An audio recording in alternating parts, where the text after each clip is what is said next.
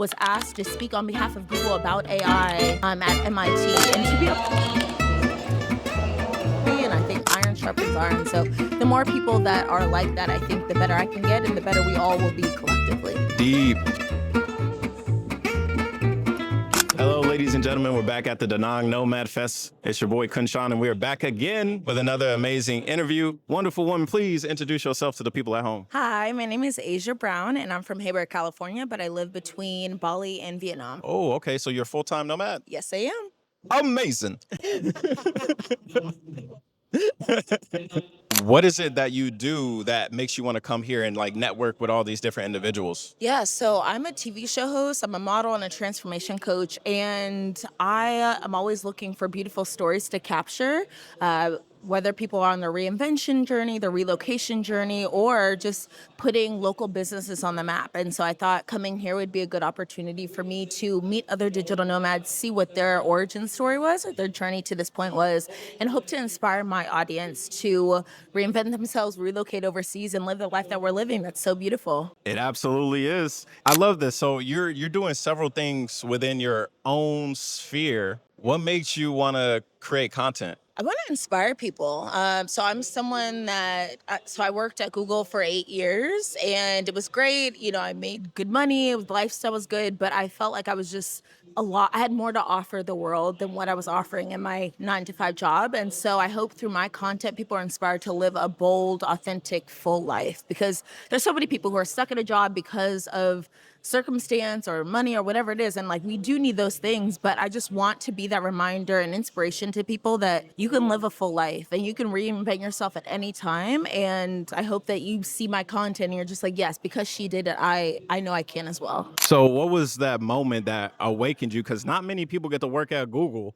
And I hear they got some nice beanbag chairs and little robots running around serving snacks. What was that moment like when you were just like, I'm going to change, or was it something slow? It was very slow. So I actually had a friend who quit Google like 5 years before me. Well, she was a contractor, and once she was let go, she started her own daycare business. And so I was just like, wow, that's so cool. And we were 25 at the time. And so I was like, okay, I'm not ready to leave yet, but at 30, I want to leave corporate. And so I was coming up on my 30th birthday and I was like, all right, we got to do it now. And of course, I could quit whenever, but I think if you give yourself like a deadline, then you have to do it. And I think the greatest form of self-love is following through on your word to yourself. And so for me, it was like I went to a retreat. They were just like, what do you want to have accomplished by this time next year? And that was my 30th birthday. Once I wrote down that I wanted to be a full-time content creator and business owner, a financial advisor reached out to me on LinkedIn. I'm like, I'd never talked to a financial advisor. So a financial advisor reached out to me. And I just felt like everything was falling into place for me to quit and feel comfortably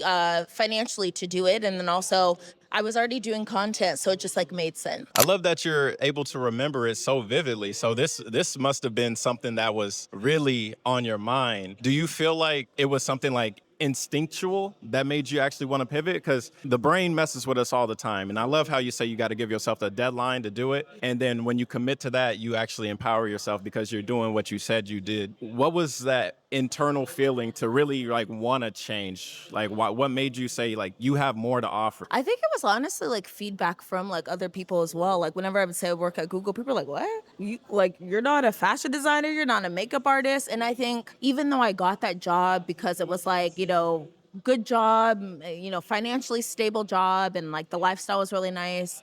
I think for me, there was always something deep down that felt like there was more to life. And, I traveled to 33 different countries across 6 continents. So I got a glimpse of international travel early on in my life. And I've always wanted to live overseas. And so I was just like, okay, if I want to live overseas, I don't know if I can work for Google. Do I have to work for Google? So there was a lot. It was definitely not like an over the night thing. It was just like, I think that I have more to offer. And I also reached some career highs early on. Like I'm 32 right now, and I was asked to speak on behalf of Google about AI at MIT. And to me, I was just like, what, Asia? Like speak on behalf of Google at MIT about AI? That was huge for me. And I had other speaking engagements that I was really proud of, but I was like, okay, what now? Also, there were a few layoffs that were happening too. And I was just like, I don't want to get the rug pulled from under me. So I wanted to like take control of my narrative and just be like, okay, you've always wanted to leave. The writing's on the wall that people are going to get laid off. Like I saw recently that some people from my previous team just got laid off, and I was like, I'm happy I made the decision, but I think it was just like a deep down like understanding that I have more to offer the world. And like when I quit and told my director and manager, they're just like, yeah, no, we see that too. And I was like, that's insane because I worked at Google for 8 years and I started off as a contractor. So I was like trying to prove myself to get full time. Then I finally got converted after a year. And so it was like most of my Google career, I was trying to prove myself and like feel, overcome imposter syndrome and just like prove to myself and others that I was supposed to be there. And for me to give my resignation letter, my manager to be like, no, yeah, I see what you have to offer is bigger than Google. I was like, what an amazing compliment. Like, I'm running with that forever, So, Not many people could say a Google executive said you're bigger than Google. yeah. That's a flex. Everybody, round of applause because that's absolutely huge. And so, from being a very successful individual at such a young age, what are the type of people that you're looking to network with? Because you've already traveled so many different countries, you ran across so many different people. Who are the ones, and what is it inside of them that makes you say, I want to be working with this person, or I want to even just be friends with this person? What is it that you're looking for when coming to these events? Yeah, that's a great question. I would say people with good energy. I don't know if you're into human design, but I'm a reflector. So I am very sensitive to energy. But someone that has good energy, someone that's actually putting in the work to better themselves, whether it's learning new tools, whether that's just putting themselves out there, like they talk about like rejection therapy. Just I want to see things that people are doing outside of the box to make themselves better because I take pride in doing that as well. I think people that are building cool, unique things. People like there was a talk about cross culture communication. Like someone like that, I actually interviewed Ebo because I was like, this is what the world needs. So I think I like to connect with people that are talking about things that I think the world needs, and also have that mindset and energy of like, I'm not going to stop. I'm going to keep showing up. I'm going to put myself in position to get rejected and like think outside the box because that's how I want to continue to be. And I think iron sharpens iron. So the more people that are like that, I think the better I can get and the better we all will be collectively. Deep. Shout out to Ebo. Shout out to Ebo. We did an interview. It's funny, like Ebo was going in on the like. I really love that the way that he also explains things, but then like the camera cut out because we had too much storage, and then it's like no. That's a sign that he just needs to come back because he's excellent. I also interviewed him. I was like, wow, this is game changing information. Shout out to you, bro. Yeah. So for the people that want to reach out and network with you, how can they reach you?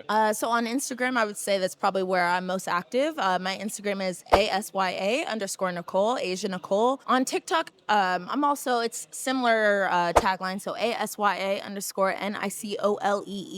But Instagram is where I'm the most active. And then I'm planning to expand my brand to YouTube as well. So you can find me on there. But Instagram, I think, would be the best place to find me.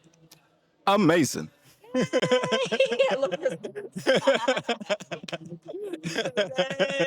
Thank you guys for tuning in to another amazing interview. And like I always say, there's so much opportunity when you come to these fests. There's so many different individuals that are working on something. And as Asia says, iron does, in fact, sharpen iron.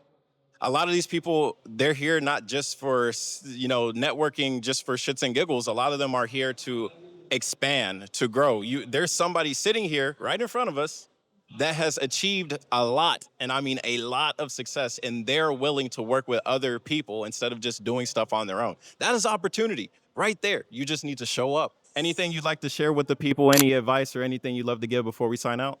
Yeah, I would say, back to what you're saying is like keep showing up. I think especially as a content creator, you may be like, okay, I spent hours on this video and I got 200 likes or 400 likes, but like keep showing up because even when I get so fatigued from like putting all this energy into videos, like there's always one person that will be like, thank you so much. Like you saved my life, or this was an inspiration, or like keep going. And I truly believe if you keep showing up for yourself, like good things will happen and you will achieve your goal. So that's my message. Keep showing up for yourself. Facts. So thank you guys so much for watching. We need to get a pod going because there's a lot. Shameless plug. Check out my book, Broadcast Yourself, for content creators. And whether you're just getting into content or you're thinking about it, it'll help you avoid those pitfalls and controversies, and also gives you a brief history of the platform of YouTube. And until next time, we will see you guys when we see you guys. Hit the like button, subscribe if you're new, share it with a friend, and we will see you guys on the next one. See ya.